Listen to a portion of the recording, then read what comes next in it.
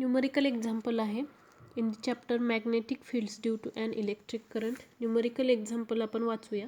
A conductor has 3 segments. हा एक conductor आहे, त्याला 3 सेगमेंट्स आहेत, first, second and third. 2 straight. हा फर्स्ट सेगमेंट जो इथून स्टार्ट झाला आहे तो स्ट्रेट आहे, थर्ड पण हा स्ट्रेट आहे. अँड लेंथ यल इच, म्हणजे पहिल्या सेगमेंटची लेंथ यल, नंतर तिसऱ्या सेगमेंटची लेंथ पण यल आहे. आणि मधला जो सेकंड सेगमेंट आहे तो सेमी सर्कल आहे, अर्धवर्तुळ आहे. A semi circle with radius R, आणि त्या सेमी सर्कलची रेडियस आहे capital R. It carries a current I. म्हणजे याच्यामधून ह्या कंडक्टरमधून आय एवढा करंट फ्लो होतोय. What is the magnetic field at point P. तर पी या ठिकाणी आपल्याला मॅग्नेटिक फील्ड्स काढायचं आहे. आपण बायोट सॅवर्ट्स लॉचा यूज करून पी या ठिकाणी मॅग्नेटिक फील्ड्स काढूया. पण आपण सुरुवातीला पहिल्या सेगमेंटचं मॅग्नेटिक फील्ड काढूया, नंतर सेकंड सेगमेंट आणि नंतर थर्ड सेगमेंट. तर पहिल्या सेगमेंटसाठी आपण मॅग्नेटिक फील्ड काढूया. तर सुरुवातीला आपण बायोट सॅवर्ट्स लॉ यूज करू. Biot Savart's law for the first segment is equal to μ0 divided by 4 pi I dl sine theta divided by R square. बघा, हा आर आहे, हा रेडियस वेक्टर आहे आणि हा करंट एलिमेंट आहे आय इंटू डी एल.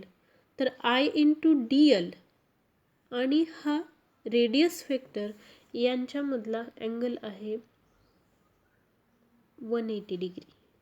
बघा, ही करंटची अशी दिशा आहे, हा रेडियस वेक्टर इकडून, म्हणजे यांच्यामधला हे दोघं एकमेकाला अपोजिट डायरेक्शनमध्ये आहेत.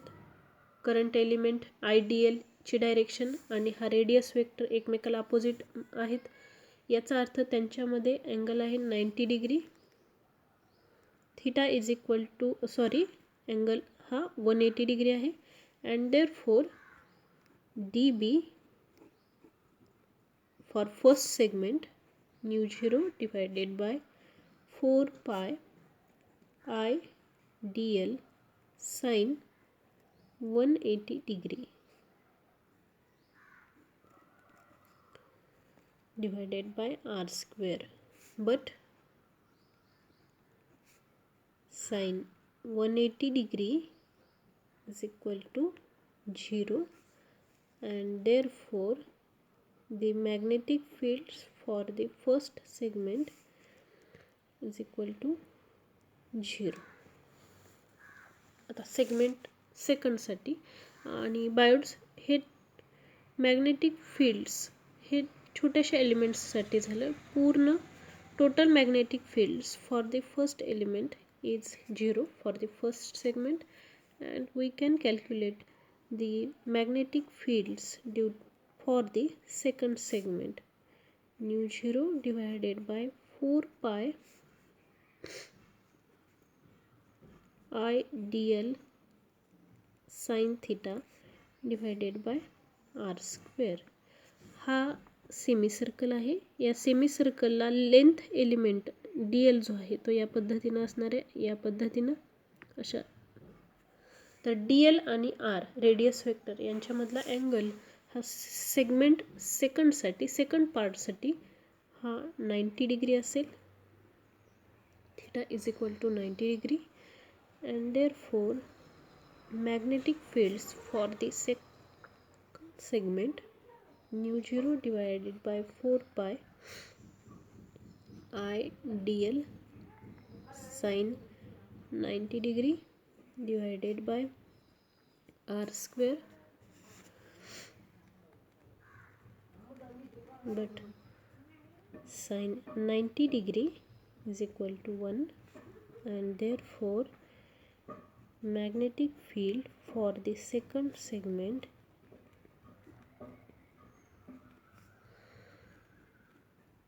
dl divided by r square. आता μ0 4 पाय आय आणि आर या गोष्टी कॉन्स्टंट आहे. आपल्याला नुसतं डी बी नको आहे, आपल्याला बी हवं आहे, टोटल मॅग्नेटिक फील्ड हवं आहे. म्हणजे आपल्याला इंटिग्रेशन काढावं लागणार आहे. μ0 divided by 4 pi IDL divided by R square. ज्या गोष्टी कॉन्स्टंट आहेत, ज्यांचं इंटिग्रेशन निघत नाही, त्या गोष्टी आपण इंटिग्रेशनच्या बाहेर काढू. Is equal to mu 0 divided by 4 pi हे I divided by R square. याला लिमिट टाकू from 0 to pi R DL. Pi R का टाकलं? कारण हे अर्धवर्तुळ आहे.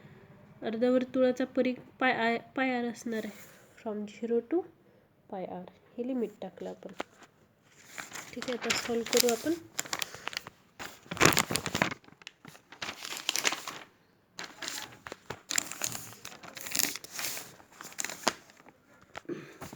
बघा, B for the second segment mu 0 I divided by 4 pi R square हे लिमिट टाकलो. DLच्या ठिकाणी पाय आर मायनस 0. एकदा पाय आर पुट केलं, एकदा 0 पुट केलं. And therefore the total magnetic field for the segment second mu 0 divided by 4 pi R square pi R. Pi gets cancel, r gets cancel, and therefore magnetic fields for second segment mu 0 I divided by 4r. हे second सेगमेंटसाठी. आता third सेगमेंटसाठी काढूया. Magnetic fields Biot सेवर्ट्सला apply करून mu 0 divided by 4 pi IDL sine theta divided by R square.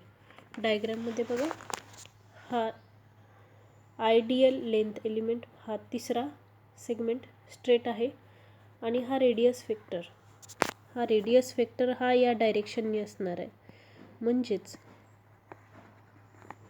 हा तिसरा segment म्हणजे त्यातला करंट एलिमेंट IDL आणि आर रेडियस वेक्टर यांच्यामध्ये दोघं एकाच डायरेक्शनमध्ये असतील, त्यामुळे त्यांच्यामधला अँगल हा 0 असेल.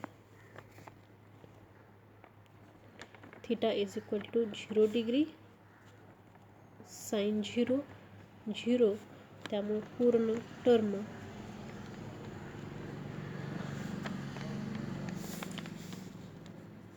झाली 0. and therefore the total magnetic field is 0 for the third segment. कारण त्या कंडक्टर थर्ड सेगमेंट जो आहे त्यातमधून फ्लो होणाऱ्या करंटची ही दिशा आहे आणि हा रेडियस वेक्टर याची डायरेक्शन एकमेकाला पॅरलल आहेत, त्यामुळे अँगल थिटा 0 आहे. आता टोटल मॅग्नेटिक फील्ड्स काढू. For first plus segment second plus